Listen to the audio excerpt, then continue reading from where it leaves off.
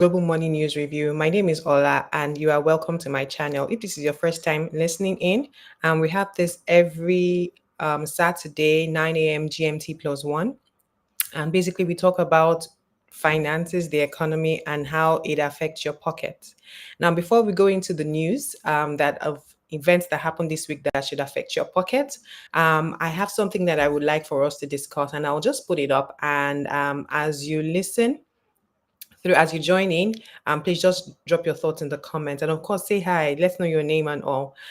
So the question of the day is really, I was for the past 1 month I have been having one-to-one sessions with staff of a multinational, right? And in those one-on-one sessions, the idea is just to help people put their finances in order.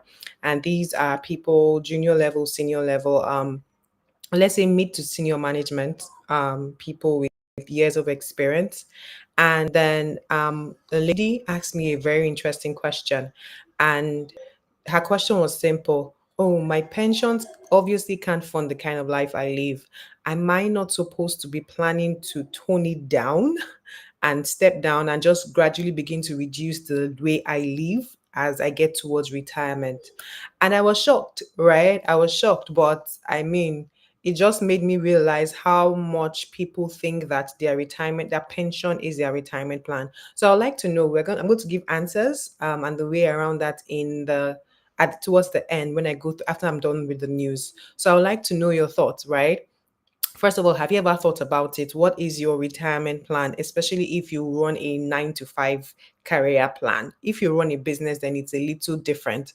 But for a 9 to 5, have you ever thought about your retirement plan? Have you ever considered that, okay, maybe I should be toning down? Is that your conclusion? What is your retirement and do you have one?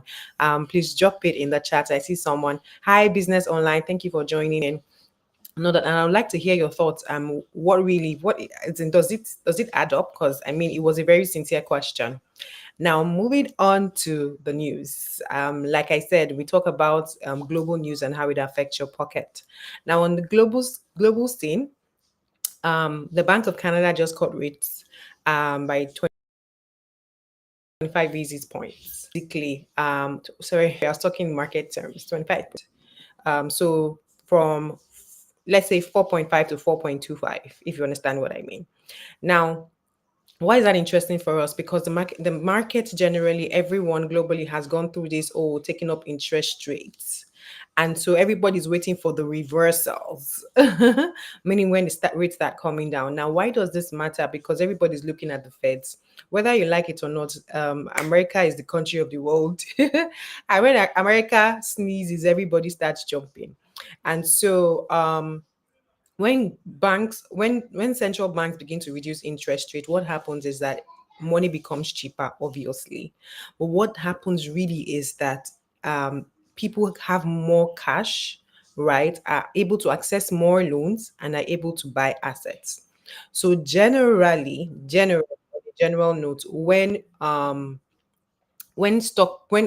interest rates come down, then asset prices begin to increase. So by assets, I mean real estate, I mean equity, I mean venture capital, right? Everything just begins to respond to that flow of capital. Fundamentally, the economy of the world is driven by debt. Just know that and know peace. So in seeing that the Bank of Canada and is also indicating that there will be like two more rate cuts in the near future, then it's a good sign. And we're waiting for when US will start their own rate cuts and the impacts to have on the global economy. Fun fact is that some of the pressures that we are seeing, especially in the global south, on the economic side of things, is a fallout of the fact that US increased rates, and I can explain that later. So when we begin to see that reversal, when rates begin to calm down, then we can say that the rest of the world will begin to just calm down. That is the current reality until something changes. So we are waiting for the Feds. We are looking and waiting patiently. And the second news was just quite interesting, right? This one was people went on TikTok to show how actually post a dot check, post a check, and the system will take it. It was a glitch, and then you can withdraw the cash, and it was trending. So people did not, and then the interesting part, I'm not saying the foolish part, but the interesting part is that you're going to pay that check into your personal account. So that means you can be caught. And so people were doing it. Can you imagine? Can you just imagine how, in the midst of trending and doing something that everybody is doing, you don't realize when you step into fraud? And the funniest part for me was that the announcement from JP Morgan was that using they had to tell people that using a system glitch to get cash is fraud. Like you could see how the framing from a trending perspective did not make people realize that it was fraud. So it's very possible that people will get prosecuted for fun. But yeah, just putting it out there. Because social media sometimes we end up following trends and we don't stop to think, what does this really mean in real life? So just putting it out there. Yeah. And then if you're just joining in, I see the question of the day. What do you think about this? I mean, read it through and say, what do you think about it? Drop it in the chat. Have you ever thought about, and at the minimum, just let us know. Have you thought about your retirement plan before? Have you actually sat down and thought about it, even before saying what the plan would be? Now, for Nigeria, it has disappeared. Okay, Nigeria news. Okay, out of Nigeria, there's one major focal point conversation right now for oil prices. And from an economic perspective, it's quite unfortunate, but it's a reality that we have to deal with, especially for two reasons. One is our production capacity locally is a challenge. And even though Dangote is going to help with that, and the exchange rate is also a challenge, because even if Dangote is going to produce enough to meet Nigeria's needs. The fact is that the dollar is going to be the oil, the actual crude that he starts off with is going to be priced in dollars, such that any devaluation in the currency is going to feed into that pricing. What am I saying? Whilst we honestly do believe that the transition to a no subsidy, all that whole drama was not managed properly, the fact is that fuel prices are still going to go up, and that is just it. So brace up. Like, don't let it be a shock. It's going to go up. But what is supposed to happen, and this is where business opportunities come up. The fact is that given the expense, the cost of fund of fueling cars, the ideal thing is that we need to start building a proper transportation system. That is why a lot of Brits don't drive. Because it is expensive. It is expensive if you think about it objectively. A liter, or is it a liter or a gallon? I'm not sure what measure they use. I think it's a liter, sha, but I'm not sure. Don't quote me. It's about £1, £1 something. That is in pound. That's like almost 2,000 naira. For context, that's why they just use subway. That's why they just use the buses, right? So at the minimum in Nigeria, we need to actually fix our transportation and logistics system. That is the only way out of this. But given where our exchange rate is, and given how costs are generally, the actual fact is that this fuel price is still gonna go up.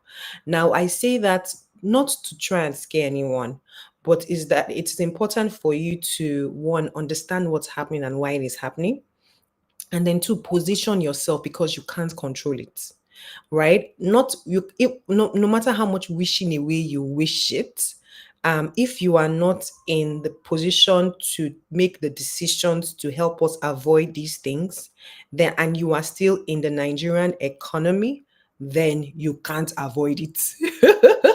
You can't.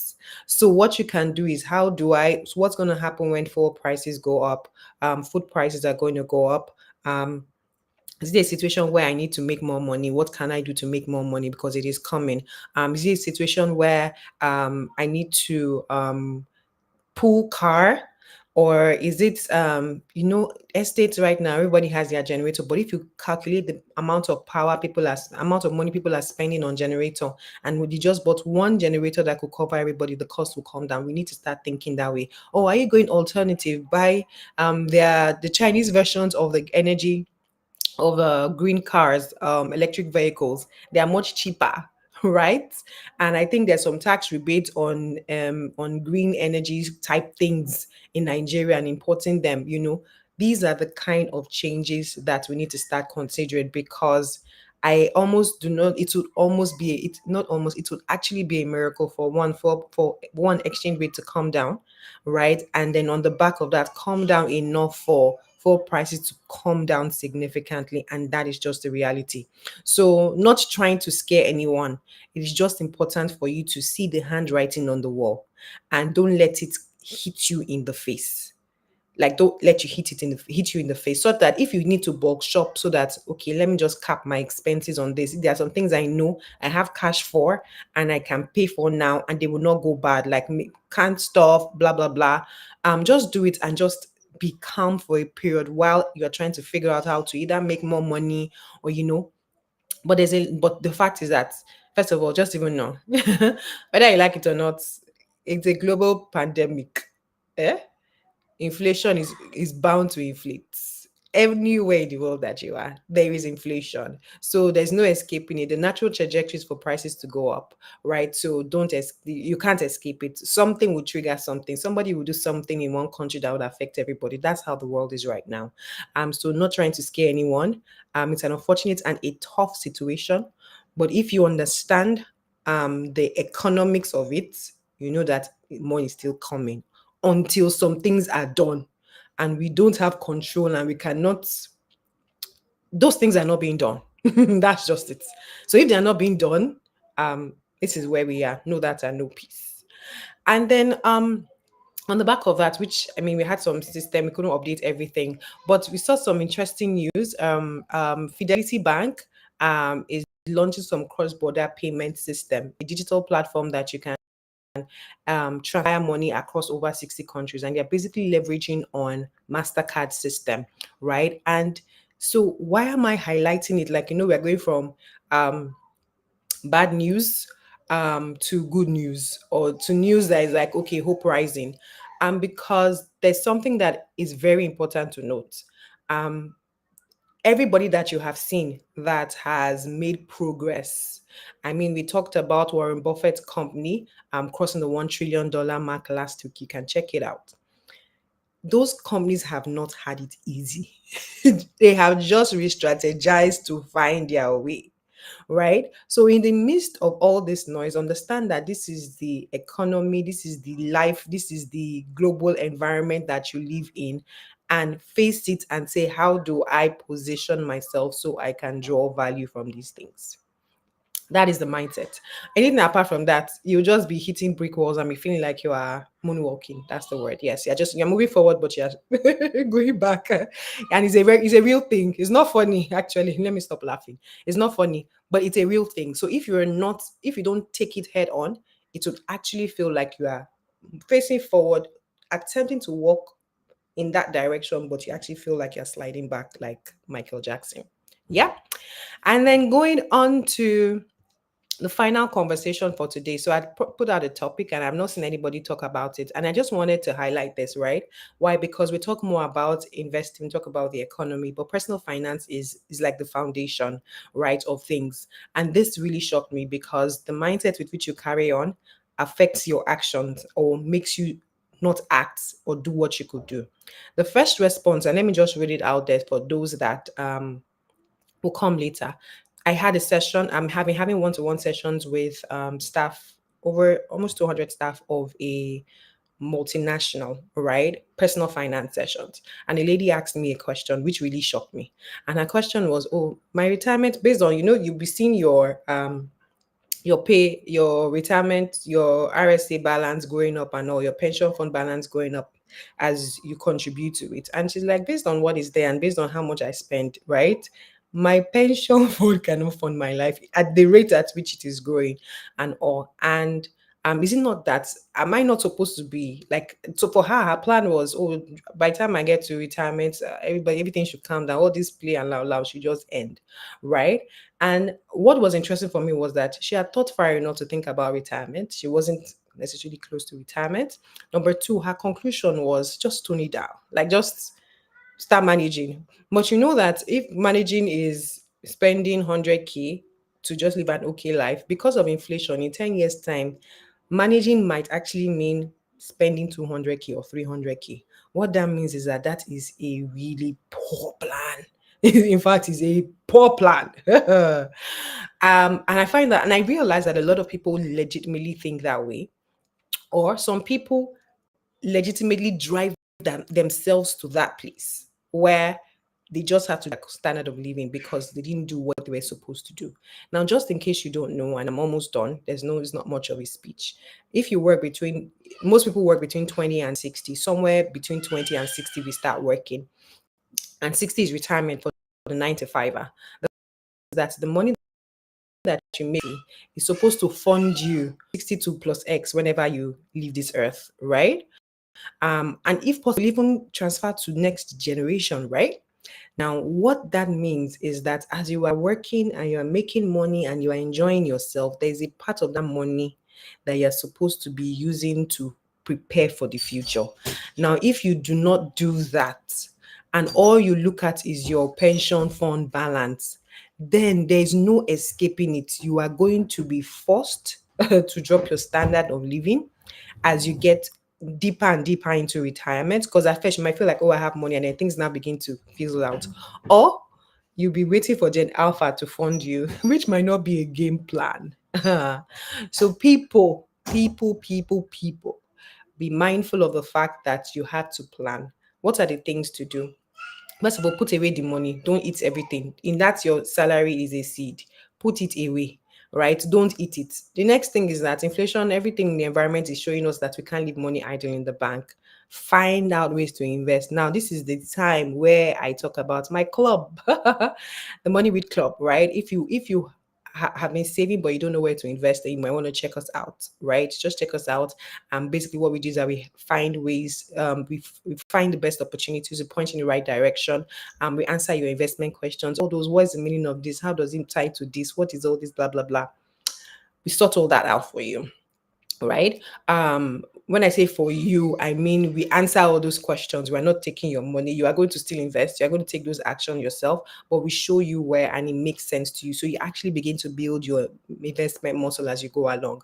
But that being said, right, it's not just about selling the club. It's about the fact that people need to wake up. Your pension fund is not your retirement plan. It's just the government trying to help you not to self-destruct totally. So let's just keep something out of it. Let them not just finish everything. That is literally what pension fund is, right? And to show you so that you know why that is, how why I would say that, look at how your pension fund is growing. Look at it and calculate, if you continue like this for the next 10 years, how much will be there? And then what are you spending? Like some people, their whole pension fund balance is their annual expenses. So what are we saying?